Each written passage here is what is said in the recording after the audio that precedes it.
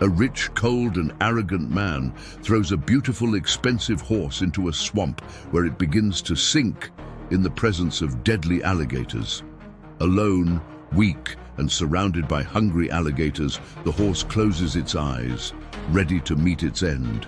But when the animals approach to strike, something extraordinary happens, something that will change everything. If you love animals as much as we do, subscribe to our channel now so you don't miss any heartwarming stories. Thanks. Now back to our story. The afternoon sun cast its last golden rays over the Kentucky Horse Park, where hundreds of admirers and competitors gathered for the opening of the most prestigious international equestrian exhibition in the country. Among the impeccably maintained stalls, one animal in particular drew all eyes: Sublime, a majestic quarter horse with a coat as white as the snow of the Rockies. Richard "Rick" Mendez, a real estate mogul and the owner of the impressive animal, strode confidently through the central aisle, his bespoke Italian suit reflecting the same perfectionism he dedicated to every aspect of his life. His eyes, always attentive to detail, gleamed with a mixture of pride and anxiety as he observed his valuable investment. "Tomorrow's the big day, isn't it, Mr. Mendez?" asked Helen, the veterinarian responsible for Sublime's well-being, approaching with a cautious smile. "The horse is in excellent physical condition. I want him kept under constant surveillance tonight," he ordered, adjusting the gold Rolex on his wrist. "We can't risk anything going wrong." Rick dismissed the concern with an impatient gesture. "He needs to get used to it. A champion can't have weaknesses." "Investing in excellence always pays off," he declared, raising his glass in a toast. "Tomorrow everyone will see the true meaning of perfection." Rushing towards the stalls, he found a scene he would never forget. Sublime, in complete distress, reared violently, his eyes wide with terror. Before anyone could intervene, the horse lunged against the high fence that enclosed his stall. "He needs immediate rest," she declared, her voice trembling with concern. "He's in no condition to compete tomorrow." "I can and I will," Rick cut her off. "Prepare him for tomorrow, that's an order." The morning of the competition arrived with a dense fog that covered the Kentucky Horse Park like a veil of foreboding. Helen had spent the entire night by Sublime's side, applying compresses and medications to try to alleviate his pain. The magnificent animal, once proud and elegant, now kept his head down, his eyes revealing a suffering that broke the heart of anyone who watched him. "How is he?" Rick's voice cut through the morning silence like a sharp blade. He entered the stall wearing his usual impeccable suit, although the dark circles under his eyes betrayed a sleepless night. Rick approached the horse, his eyes coldly examining every sign of weakness. For a brief moment, something resembling doubt crossed his face, but it was soon replaced by a relentless determination.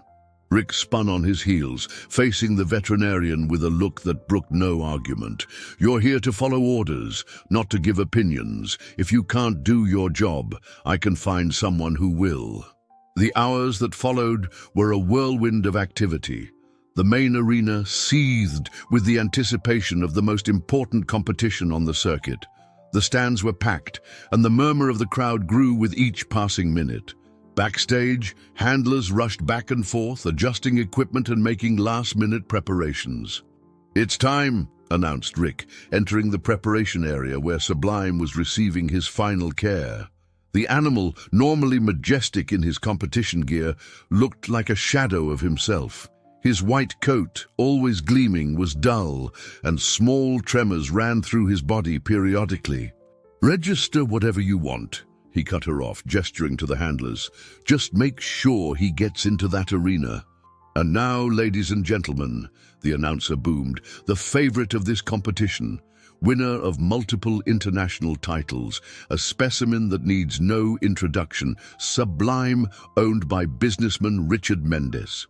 The horse, who used to display a regal posture, moved with visible difficulty. His steps, once graceful and sure, were now hesitant and uncoordinated. In the VIP area, Rick watched with clenched fists, his face turning increasingly dark shades of red. The television cameras, strategically positioned around the arena, captured every moment of the unfolding disaster. The presenter, an experienced professional, tried to smooth over the situation with diplomatic comments, but it was impossible to ignore the reality. The great favorite of the competition was giving a performance that bordered on embarrassing. Backstage, Helen watched the scene with silent tears streaming down her face. Each irregular movement of Sublime was like a stab in her professional heart. She knew that this day would mark not only the end of a brilliant career, but possibly the beginning of something much darker. The silence that took over the Kentucky Horse Park after Sublime's performance was deafening. The judges met briefly, their grave faces indicating the seriousness of the situation. When the result was announced, no one was surprised.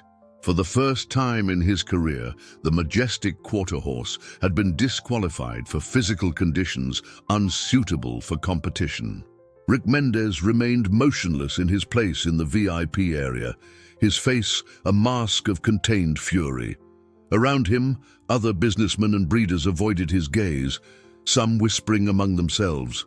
The notifications on his cell phone kept arriving, messages from betting partners, headlines from specialized websites, all commenting on the fiasco they had just witnessed. Rick stood up abruptly, knocking over his glass of water. "Cancel everything. There will be no statements." His voice was controlled, but his eyes revealed an inner storm. "Prepare the trailer. Let's get out of here now." "Get away from the horse." Rick's order sounded like a whip. He had entered the preparation area, followed by two unknown handlers. "Your services are no longer needed, Dr. Helen. You're fired." "Guards!" Rick called, and two event security guards approached. "Please escort the doctor out. She's no longer authorized to be here." As she was being led away, she could still see the unknown handlers beginning to prepare Sublime for transport, their rough hands handling the injured animal without the slightest care. The horse whinnied softly, a sound of deep helplessness that broke the veterinarian's heart. In the parking lot, Rick personally supervised the loading of Sublime into the trailer. His face was red, and a vein pulsed in his temple. Years of investment, millions in bets, his reputation in the industry, all lost in a single disastrous afternoon. "Enough!" Rick exploded, his voice echoing through the practically empty parking lot. "You've already caused enough trouble with your overzealousness. I decide what's best for my investment." As he drove out of the Kentucky Horse Park, Rick felt his blood boiling. The city lights began to light up on the horizon, but he had no intention of returning to the horse farm. His GPS indicated a route to the main highway, but his thoughts led him to a very different path. In the trailer, Sublime swayed precariously with each turn, his whinnies of discomfort muffled by the noise of the engine. The sun began to set on the horizon, painting the sky with shades of red that seemed to reflect the darkness that settled in Richard Mendez's heart. The wheels of the trailer left the asphalt, finding a dirt road. The surrounding vegetation became increasingly dense, and the air began to feel heavy with the characteristic humidity of the swampy regions. Rick checked his cell phone. There was no more signal. Perfect. Night had already fallen when Rick finally stopped the trailer in a muddy clearing. The air was heavy with the nocturnal sounds of the swamp, the croaking of frogs, the buzzing of insects, and occasionally the flapping of wings of some nocturnal bird. The moon, partially obscured by clouds, cast a ghostly light over the wild landscape. Not far from there, in a modest cabin built on stilts, Jedediah was preparing his nightly herbal tea. The old Native American, known in the area for his ancestral wisdom and deep connection with nature, paused his movements when he perceived a subtle change in the sounds of the swamp. His ears, trained by decades of life in that environment, picked up the distant noise of an engine, something unusual for that hour and location. Rick got out of the cab, his Italian loafers sinking into the mud. The luxurious suit was crumpled, and beads of sweat trickled down his face despite the cool night air. With precise movements, he opened the rear doors of the trailer. Sublime, exhausted and still trembling, could barely stand. "Come on, get out," ordered Rick, his voice laden with bitterness. When the animal didn't move, he picked up a piece of wood nearby and struck him on the hind legs. Sublime whinnied in pain and surprise, staggering out of the trailer. Jedediah, who had approached silently through the dense vegetation, watched the scene with a heavy heart. In his 70 years of life, he had witnessed many forms of cruelty, but there was something particularly disturbing in the calculated coldness of that man in a suit. Rick circled the horse, who was now trembling violently, his white coat shining ghost-like under the moonlight. "You were supposed to be perfect," he whispered, his voice overflowing with contempt. "Now you're nothing but a failure." With a brusque movement, he tore off Sublime's headstall, throwing it into the trailer. The animal, disoriented and frightened, took a few uncertain steps back, his hooves sinking into the treacherous mud of the swamp. In the distance, the sound of an alligator sliding into the water broke the silence of the night. Jedediah realized the immediate danger. That specific area of the swamp was known for its quicksand pits, camouflaged under a thin layer of vegetation. The horse, in his weakened state, would have no chance if he fell into one. Rick was already back in the cab of the trailer when the first desperate whinny of Sublime cut through the air. The businessman didn't look back even when he started the engine. The wheels spun in the mud, and the vehicle began to move away, leaving behind only the deep marks of the tires and a doomed animal. Sublime tried to follow the trailer, but his hind legs gave way to the effort. Panic began to take hold of the animal when he felt the unstable ground under his hooves. Each movement caused him to sink further into the viscous mud, and his whinnies of despair echoed through the night like cries for help. Jedediah knew he needed to act quickly. With the agility of someone who knew every inch of that territory, he moved through the dense vegetation, approaching the place where Sublime was struggling against the swamp. The Native American could see the animal's wide eyes, the terror evident in his gaze as the mud gradually rose up his legs.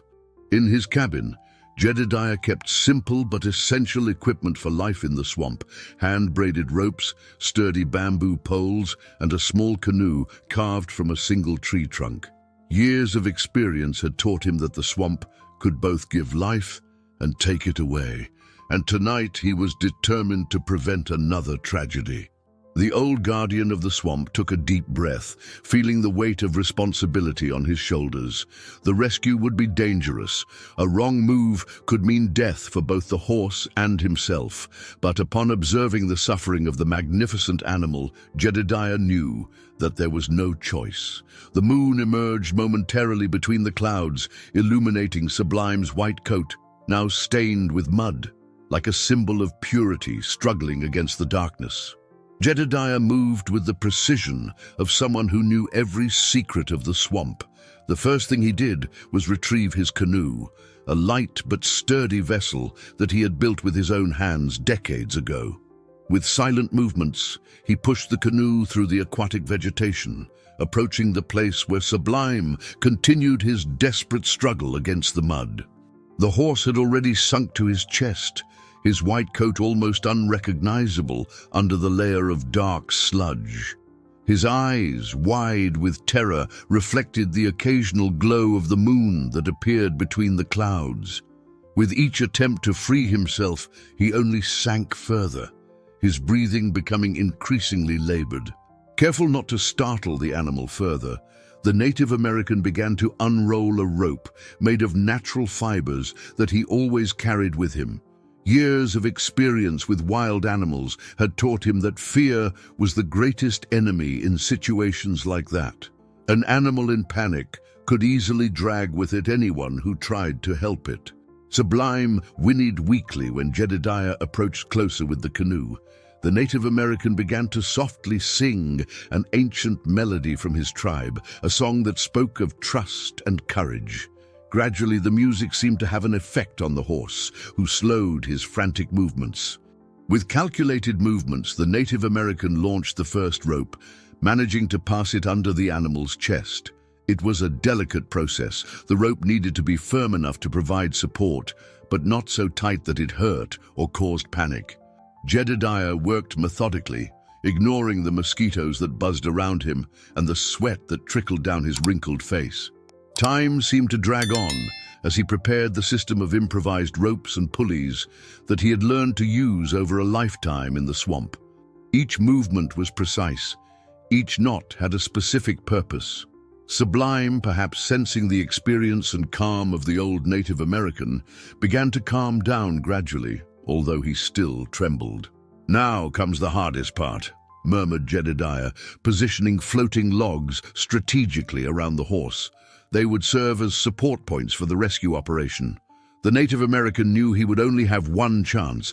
If something went wrong, the horse could panic again, and the situation would become irreversible.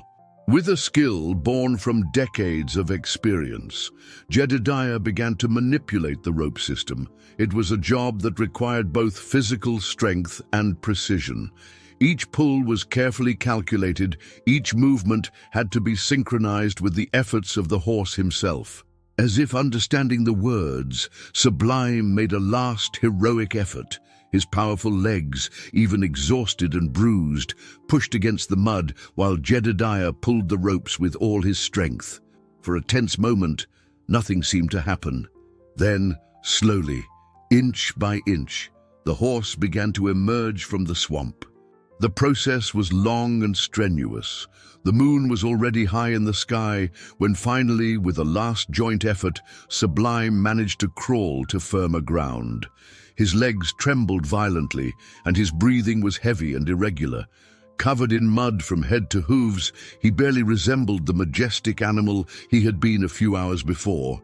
Jedediah approached slowly, his hands raised in a universal gesture of peace.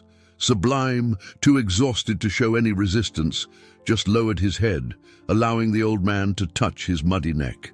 With infinite patience, Jedediah began to guide the trembling horse through a safe path that only he knew, towards his cabin on stilts. The sun began to show the first signs on the horizon, painting the sky with shades of pink and orange. It was the beginning of a new day, and for Sublime, the beginning of a new life. The first days in Jedediah's cabin were a period of delicate adaptation for Sublime. The space under the stilt house had been quickly transformed into an improvised shelter, protected from the rain by a covering of woven straw and lined with clean, dry grass. It was simple but functional, a stark contrast to the luxurious air-conditioned stalls the horse was used to. Jedediah dedicated every moment of daylight to the animal's care.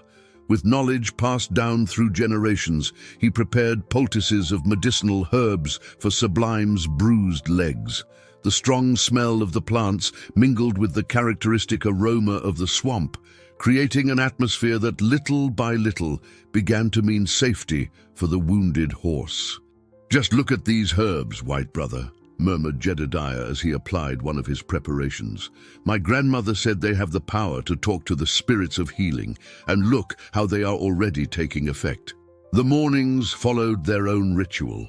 Jedediah woke up before the sun, prepared his medicinal infusions, and brought fresh water for Sublime in a wooden bucket he had carved especially for that purpose. The horse, who initially showed hesitation with any approach, began to eagerly await these moments. The afternoons were dedicated to gentle exercises. Jedediah guided Sublime on short walks around the cabin, gradually increasing the distance as the animal regained his strength. There were no reins or halter, only the calm voice of the Native American and the trust that grew between them. At night, when the sounds of the swamp intensified, Jedediah sat near Sublime's shelter and played his bamboo flute. The soft melodies seemed to calm not only the horse, but all the nature around. Even the alligators, whose red eyes sometimes gleamed in the darkness, seemed to respect those moments of peace. Over the weeks, a remarkable transformation began to happen. Sublime, who had arrived broken not only in body but also in spirit, began to demonstrate a new form of nobility. It was no longer the artificial elegance of the competition arenas, but something deeper and truer.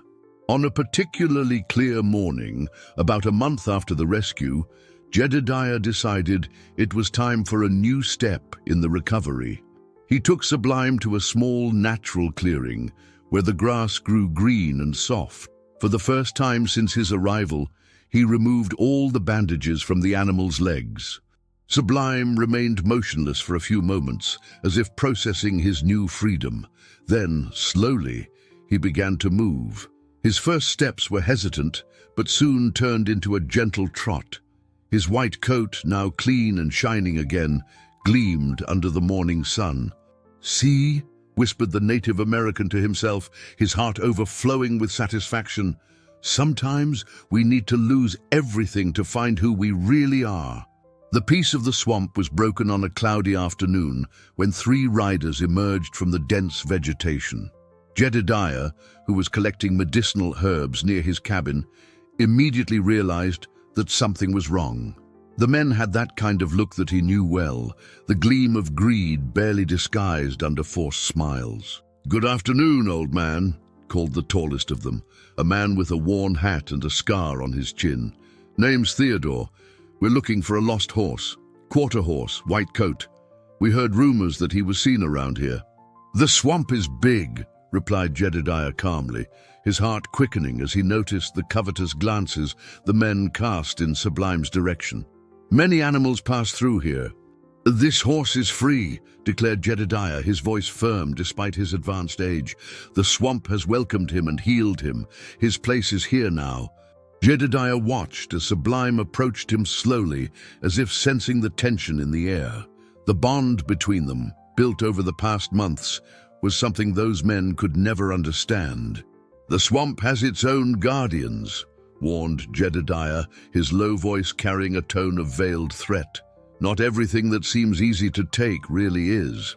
"You have until tomorrow to think it over," declared Theodore, remounting his horse with a brusque movement. "We'll be back at nightfall. It will be easier if you cooperate." Sublime approached closer, nuzzling his muzzle gently against the old friend's shoulder. Jedediah stroked the animal's neck, feeling the tension in his muscles. With decisive movements, Jedediah began to prepare. Years of living in that environment had taught him all the secrets of the swamp, the false trails that led to quagmires, the places where alligators used to gather, the sounds of nature that could confuse even the most experienced hunters. "We're going to need the help of all our brothers tonight," he said, as he collected some specific herbs from his stock. Sublime watched him attentively, as if understanding the seriousness of the situation.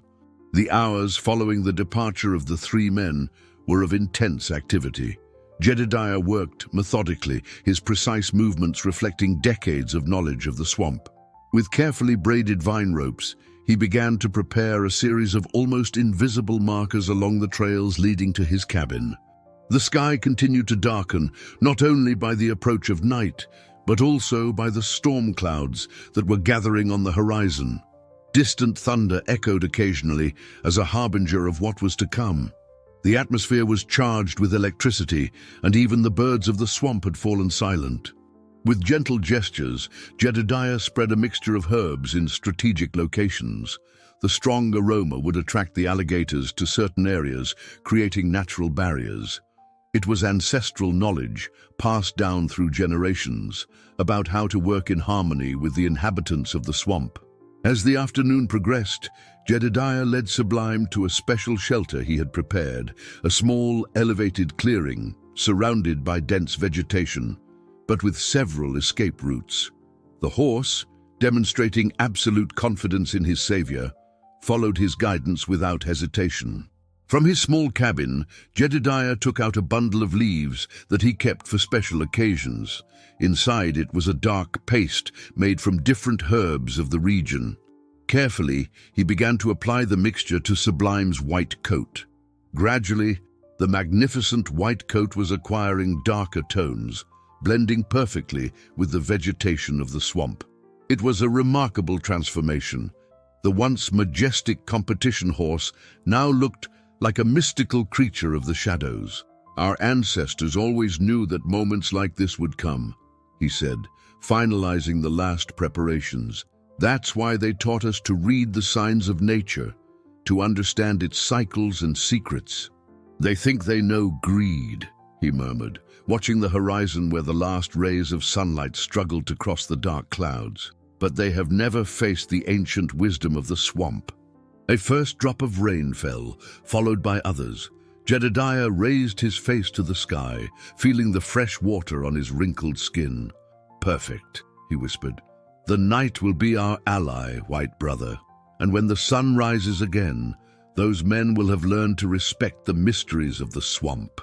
The thunder now sounded closer, and lightning began to cut through the sky, momentarily illuminating the landscape in ghostly flashes. Somewhere in the darkness, 3 men approached, unaware that they were about to face not only an old Native American and his horse, but the entire ancestral force of a land that did not forgive those who disrespected it.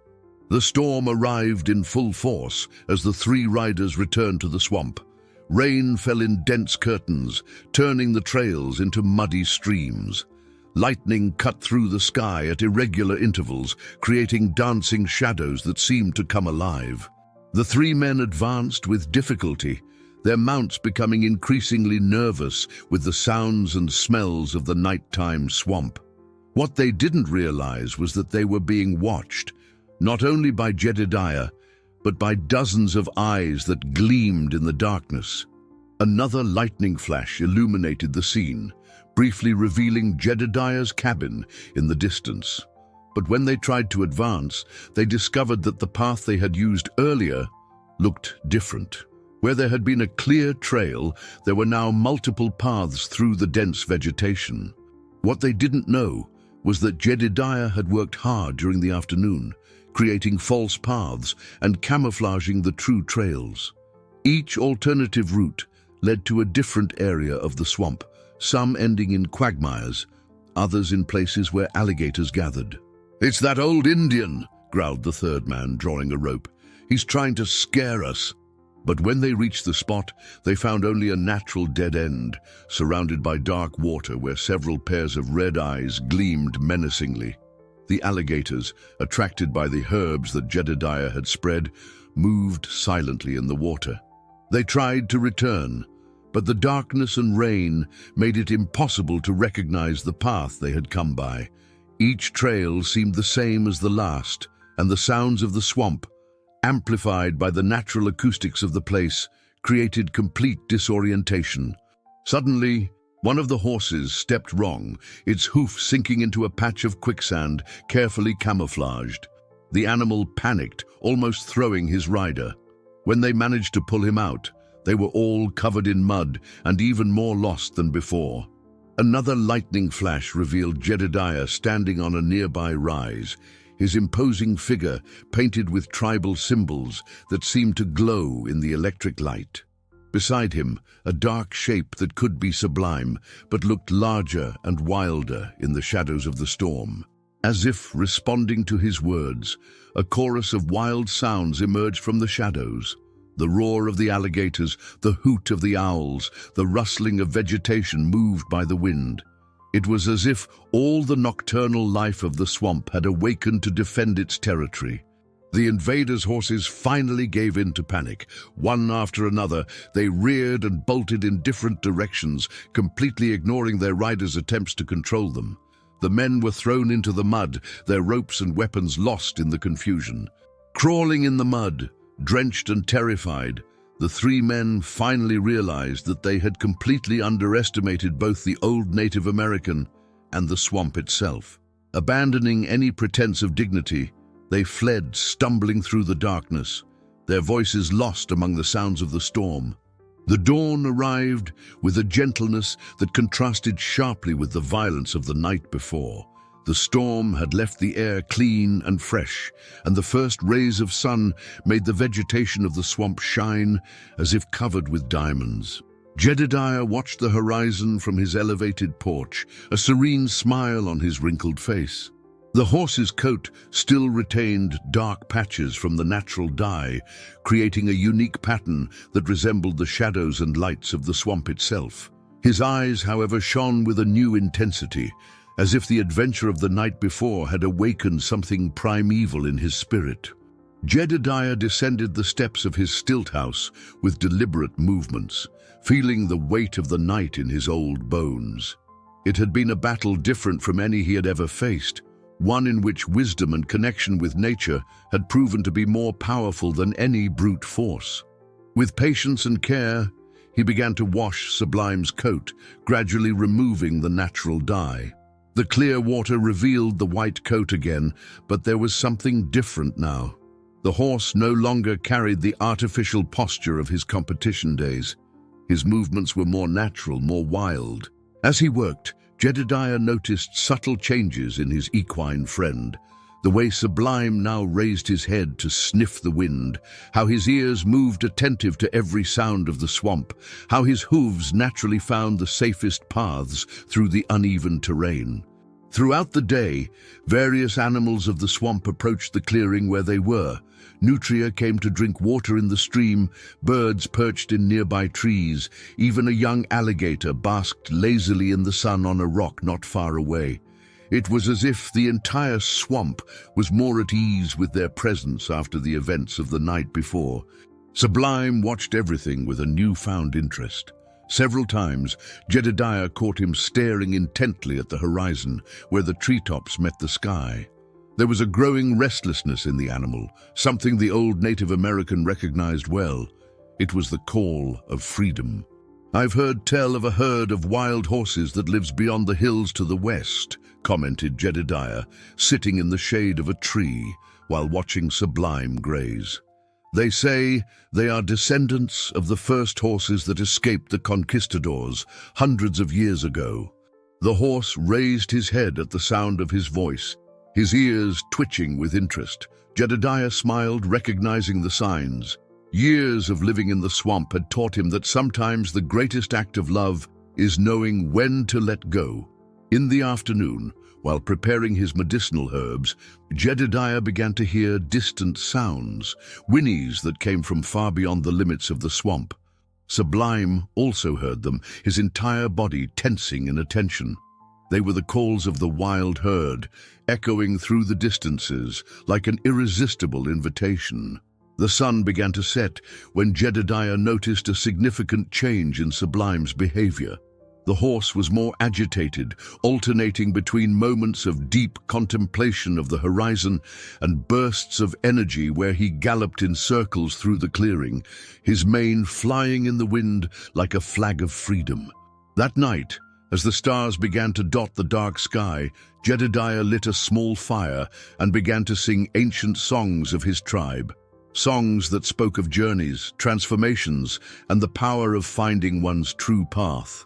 Sublime remained close, his eyes reflecting the flames, as if understanding that a new phase of his life was about to begin. The days that followed brought a subtle but significant change in the routine of Jedediah and Sublime. The old Native American began to notice how his equine companion spent more and more time on the edges of the swamp, his gaze fixed on the distant hills from where the calls of the wild herd came.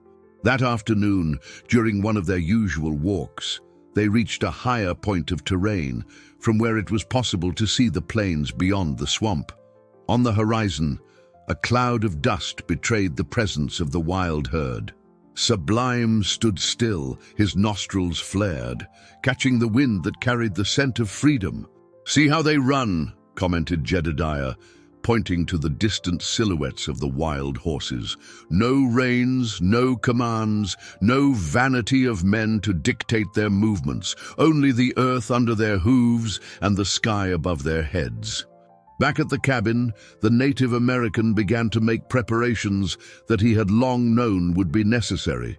With skilled hands, he gathered specific herbs for a long journey, prepared water provisions in specially treated gourds, and checked old trails that he had known since his youth. The horse seemed to understand the solemnity of the moment, remaining exceptionally quiet during the care. His eyes, which had once reflected the artificial nobility of the competition arenas, now shone with a wisdom more ancient and true. At night, sitting on his porch, Jedediah watched the stars as he reflected on the months that had passed since Sublime's rescue. He remembered the broken and frightened animal he had found sinking in the swamp, and compared him to the magnificent being who now grazed peacefully under the moonlight. A gentle wind blew through the swamp, bringing with it the nocturnal sounds that had become so familiar to both of them. The croaking of frogs, the hooting of owls, the occasional splash of an alligator diving.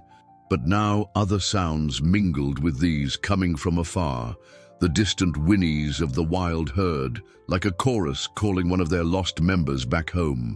Sublime approached the porch, his white coat shining under the starlight.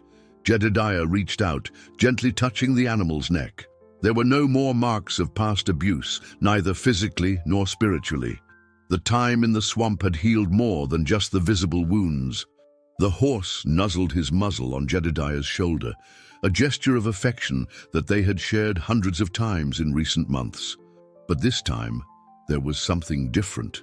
A silent farewell, a mutual understanding that a phase was coming to an end.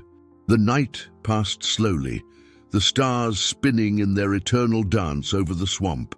Jedediah remained awake, occupying his hands with the final preparations for the journey they would make the next day, but his heart was heavy with the certainty of what needed to be done. The sun had not yet risen when Jedediah and Sublime began their journey.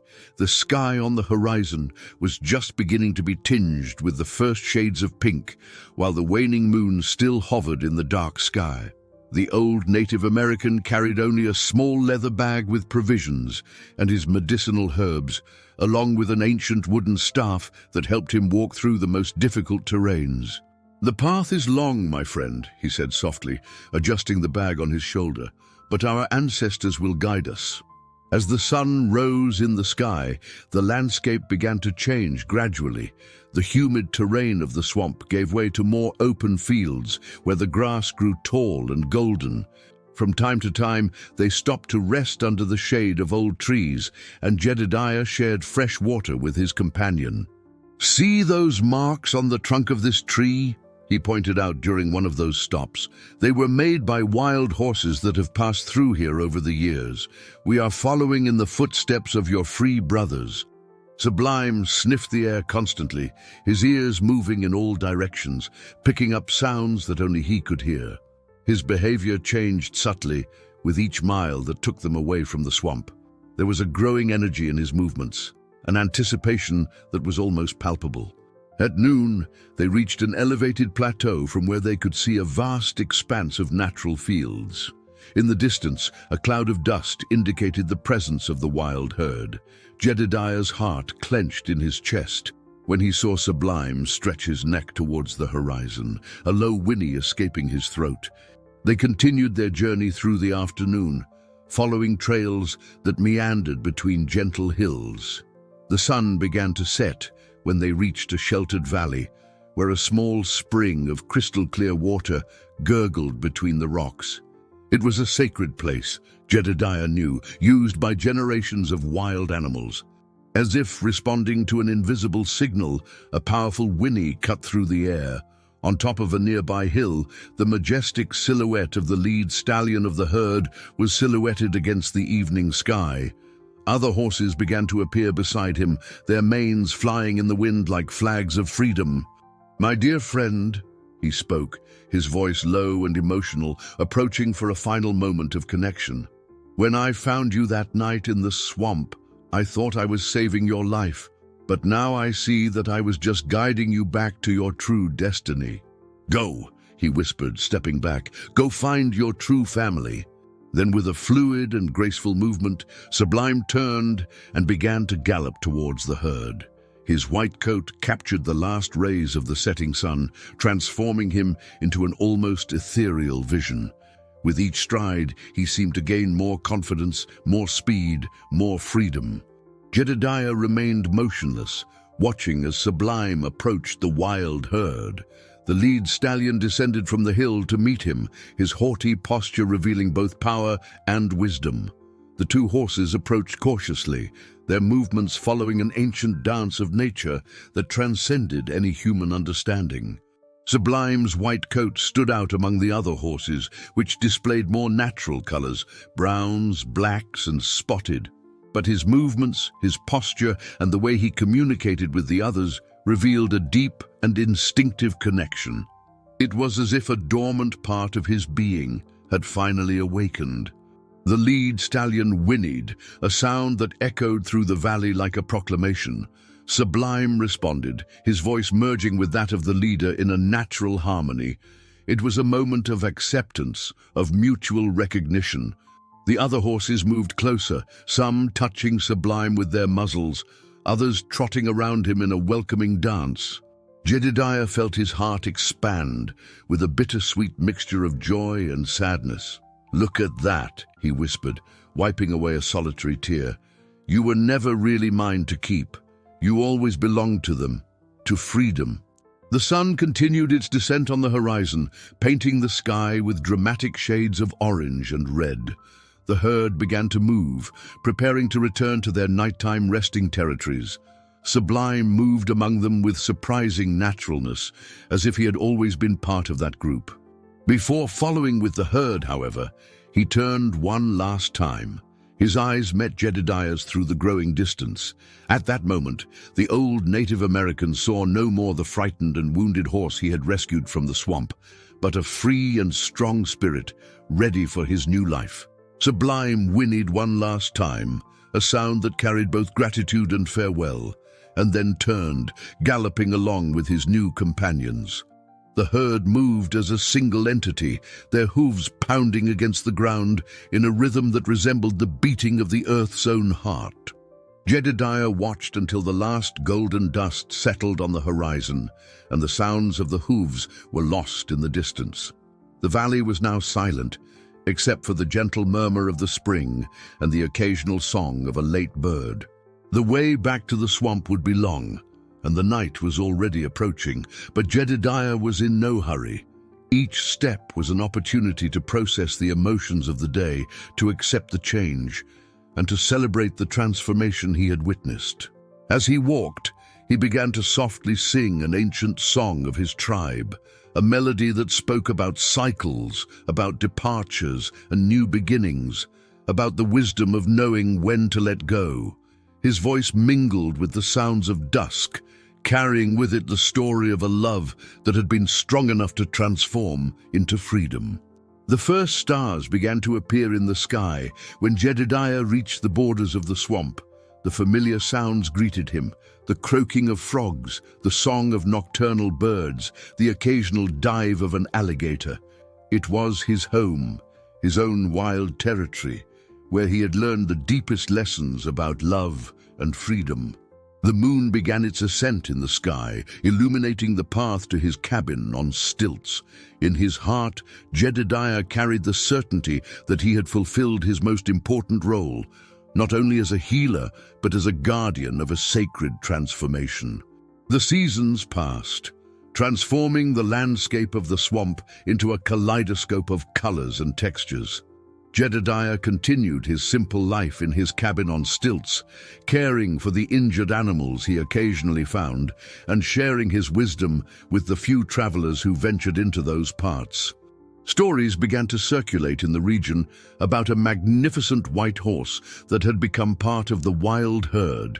Hunters and travelers occasionally reported having seen an extraordinary spectacle, a stallion with a coat as white as snow, galloping freely through the open fields, his mane flying in the wind like a flag of freedom. On full moon nights, when visitors gathered around the campfire in front of Jedediah's cabin, the old Native American sometimes shared the story of Sublime, not as a simple rescue narrative, but as a lesson about the true nature of freedom and love. The herd's fame grew, and with it, legends about its white leader. They said he had developed a special wisdom, guiding the group through safe paths during the storms, finding the best pastures in times of drought, protecting the weakest with a nobility that seemed almost human. One afternoon, almost 2 years after Sublime's departure, Helen, the former veterinarian, arrived at Jedediah's cabin. She had heard the stories and recognized in the descriptions her former patient. Her tears of joy upon hearing about the horse's fate confirmed to Jedediah that he had made the right choice. Over time, the story of the white horse became intertwined with the very mythology of the swamp. On full moon nights, local residents said it was possible to hear distant whinnies carried by the wind, a sound that was neither of sadness nor of joy, but of pure and absolute freedom. Richard Mendez was never seen in the area again. They said he had lost his fortune in unsuccessful bets and retired to a reclusive life.